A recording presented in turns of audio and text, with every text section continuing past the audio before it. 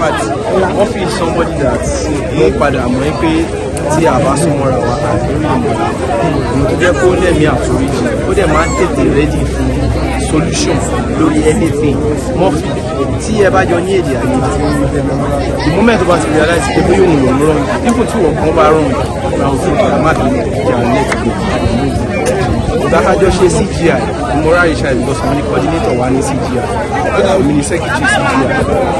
mo ní opportunity láti mọ a lot of things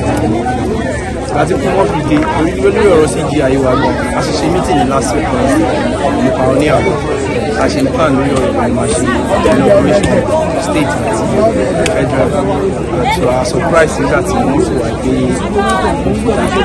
still a shock but lọ́ọ̀ ló wà dé wọ́n ti fi lọ́ọ̀ lọ́ọ̀ lè ṣe àwọn wọn kan ṣe wèrè àwọn wọn kan ṣe sí bí àṣẹ ní fi ní absence Murphy wípé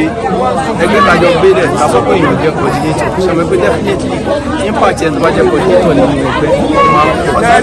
and ara àwọn quality ẹ̀ náà ní kọ́tí mo sọ pé even tẹ́ni méjì wá jọ ní tọ́mọ́ wà lọ́gà ẹ̀ Murphy máa take pain láti make sure pé God bless you so that quality I got to know about him very late. Ó jẹ́ nǹkan tó yẹ pé I held in very high esteem ní pé èèyàn dáadáa ló ní.